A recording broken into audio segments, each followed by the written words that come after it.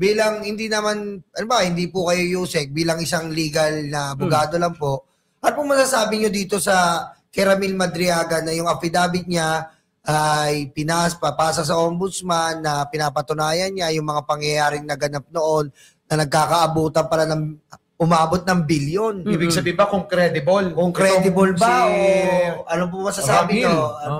Si Manong Ramil ba? Okay, ganito yan, no. Siyempre ako, abogado ko, meticulosa ako sa mga bawat sentence, di ba? So, meron siya mga sinasabi doon na detalyado.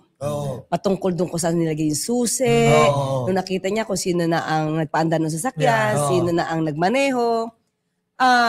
Siguro, ano lang, ganito, ang payo lang natin, kung magwi-witness man siya, dapat unang-una tatagan niya yung dibdib niya, maging matapang siya, at lahat ng ebidensya na hawak niya, gamitin niya na.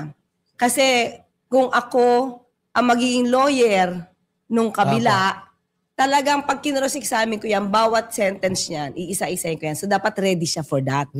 So dapat kumpletuhin niya yung kwento niya.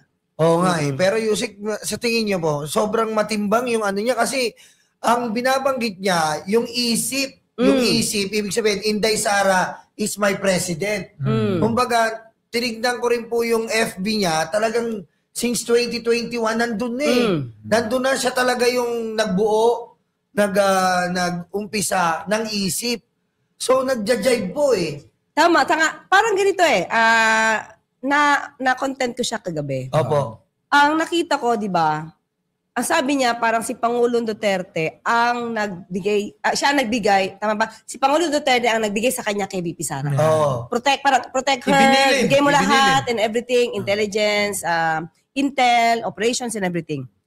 Tapos gumawa siya ng parang convener siya, isa sa convener para sa VP Sara, Sara for President. So in other words, yung sinasabi ni dating Pangulong Duterte na hindi niya papayagan yung anak niya, parang dinidiscourage niya tumakbo dahil babae. Di ba meron siyang kasalita eh? Ang presidency hindi pang babae yan. So hindi ko encourage si Sara Duterte tumakbo dahil ayokong pagdaanan niya yung pinagdaanan ko. That's January 2021, sinabi niya. June 2021, gusto niya nang tumakbo si Sara. Kaya doon mo makikita, sinisiraan niya si Pangulo. Si CBBM at the time. Sinisiraan niya na dahil ang dating talaga, kung hihimay-himayin mo yung bawat pangyayari, nagkukunwari lang, drama na ayaw niyang payagan. Para kunwari hindi sila ganit sa pwesto. Yes. When in fact, talaga. when in fact, ito talaga yung nasa isip nila dahil binigay nila si Madriaga. Tama. Di ba? Tapos biglang pinupush niya magpresidente. Nung umayaw, di ba galit na galit siya kay BBM? Siniraan niya. O ano-ano sinabi niya. Weak leader, everything. Ayan na, lahat na po. Di ba? Pero kasi ito yung naisip ko. Pakikorek ako ha, ito lang naman ang akin nasa isip. Nag-slide down ba si Sara Duterte? Nag-slide down ba siya maging VP? Pero ang balak is Gloria 2.0. I-take over. Para mas mahaba yun. Mas mahaba yung termino. Galing eh, no? Gloria style. Hindi kasi may nakita ako eh. Yung pag-reactivate, tama ba? Pag-activate ng VP SPG, may sinabi siya eh, na tama lang, ina-acknowledge niya, kasi siya nag-request na i-activate ito. Dahil baka dumating yung time, that's June 2022, kapapanalo pa lang. Na kailangan niya ito, dahil baka dumating yung time na magkaroon ng strained relationship ang presidente at vice president. So, ibig sabihin, andang-anda na.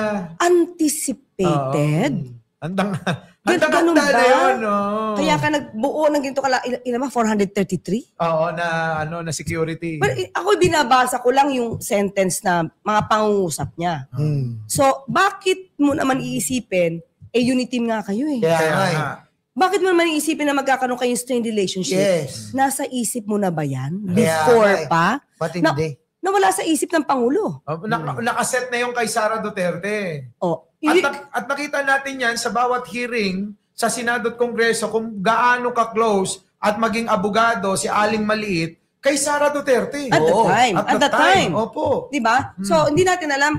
Ako'y, sabi ko, pwedeng mali ako.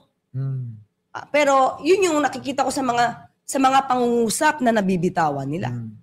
So, ito bang pang-aaway niya kay Pangulo? Ang Pangulo hindi naman nakikipag-away. Yung pang-aaway niya ba sa Pangulo or nagagalit sa Pangulo ay, sa start drama para magkaroon ng strained relationship. Yes. At gumawa ngayon itong si dating Pangulong Duterte ng issue sa Maisog. Diba? At pumunta silang dalawa ni Amy. At tumatawa sila, pinagtatawanan habang tinatawag na bangag si Pangulong Bongbong. Sino ngayon ang Diba? bangag? Diba? Nasa ICC. Pero may nurse ako nakita, hindi ko naman kilala, pero nakita ko lang sa isang TikTok yata yun, basta sa isang Reels, nurse daw siya. Ang symptoms daw ng lulong ay wala kay Pangulong Marcos Jr. Kundi daw, according to her, nasa mga Duterte. naman. Yan yung matanda na Nurse, nurse po yan sa ibang bansa na yan ang trabaho. Mag-alaga ng, nandito na si Senator Trillanes. Atindi to. Ito na. Nako. Tatayo lang muna kami. Tayo lang tayo. Kasi Magbigay galang. magbigay galang sa ating idol.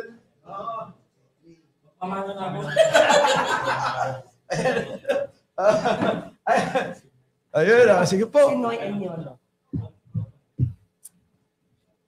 Sen, kamusta ang kalsada? Ano tayo ngayon Medyo inabot tayo ng ng Christmas rush. Buti po si Senator, tignan mo. Nung nakilala ko siya noong siguro mga 20 taon na nakakaraan, yan na yun eh. Isa ako sa naka-check-in nun sa Okud nung nakita ko eh. Ano ka? Di ba pa yung girlfriend ko noon? Pero kita mo, parang hindi nagbabago. Kaya po, nandito na po ang ating Senator Trillanes. Ang isa po sa mga instrumento ng pagkakaroon po ng pagbabago sa ating politika ngayon. Naging instrumento rin po dahil siya po ang talagang nagpakulong sa itlog ni Digong. Hindi, Sen, di ba? Ewan ko, bakit, hayaan muna natin bumati muna si Senator. Sen, bati ka muna sa mga manonood. Kasi kailangan maganda yung pagpakilala. Sige, Pakilala natin si Senator Trillanes. pakilala mo.